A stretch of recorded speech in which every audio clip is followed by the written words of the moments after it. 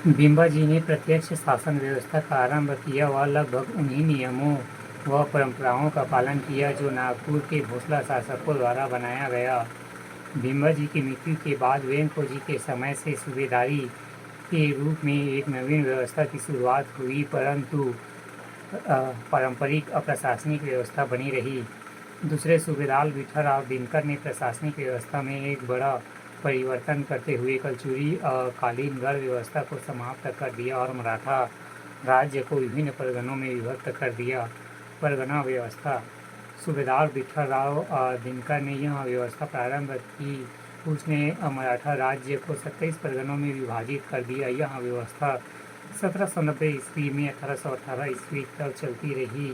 परगने का प्रमुख अधिकारी कमाविजदार होता था। इस व्यवस्था के अनुसार राजस्व को दो भागों में विभाजित किया गया। पहला भूमि कर, दूसरा अतिरिक्त कर जो बाद में लगाया जाता था। इस व्यवस्था के अंतर्गत पुराने दीवानों गढ़ का प्रमुख एवं दाऊ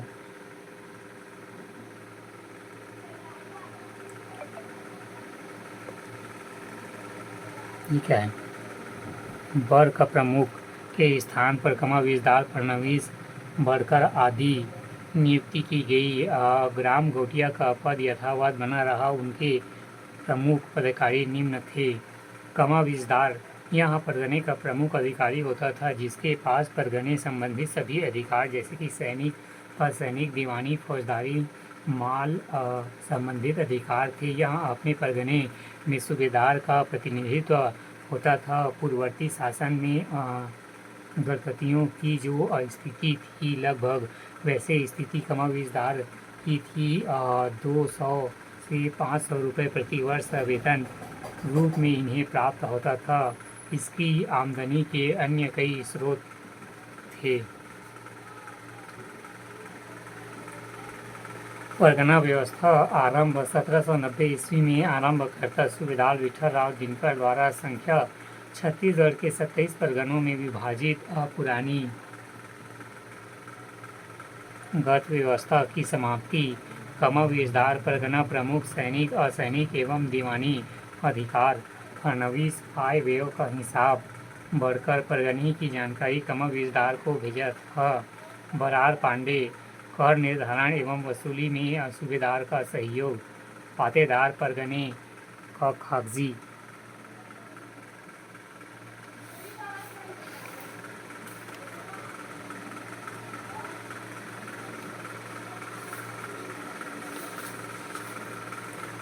बढ़कर यह कमाविजदार के अधीन पद था। इसका कार्य परगने से संबंधित सामान्य स्थिति, फसल की स्थिति तथा अन्य सूचना कमाविजदार तक भेजता था। बरार पांडे यह गांवों का लगान वितरण एकत्र कर कमाविजदार के पास भेजता था। फडणवीस का कार्य आय व्यय का हिसाब रखना था। पोतदार, इसका कार्य खजाने का हिसाब किताब रखना था। गोटिया कलचुई काल से चला आने वाला अधिकारी गोटिया ग्राम प्रमुख था। गोटिया का प्रमुख कार्य लगान वसूल व सामान्य निगरानी था। ग्राम स्तर पर राजस्व निर्धारण में इसकी प्रमुख भूमिका होती थी, क्योंकि उसका कृषकों से सीधा संपर्क होता था। परगने का कमाविजदार गोटिया को नियुक्त पत्र देता था। किसी भी जाति या वर्ण के लोग इस पद पर नियुक्त हो सकते थे। गोटिया पद बाद में आनुवंशिक हो गया। कलचुरी कालीन इस पद कर्तव्यों में मराठों ने परिवर्तन नहीं किया। ग्राम स्तर के अधिकारी गोटिया कलचुरी कालीन पद महत्व। मराठा काल में भी गांव के प्रमुख अधिकारी ग्रामीणों में प्रत्यक्ष संबंध, राजस्व संग्रह में शासन की सहायता, पटेल ग्राम की देखरेख एवं मराठों के समय से कर वसूली।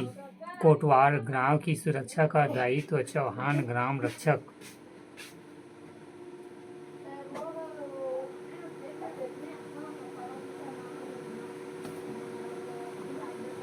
पटेल का पद मराठा काल में सृजित हुआ। यह राजस्व वसूली में गोटिया की सहायता करता था।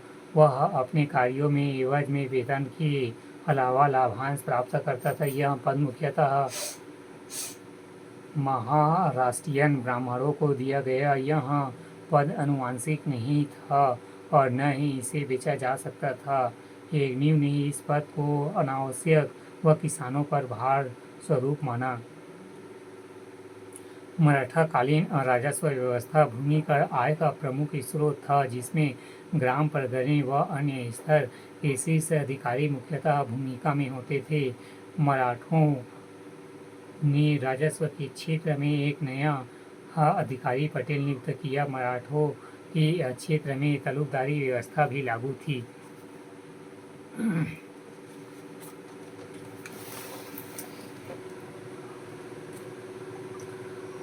तलुकदारी व्यवस्था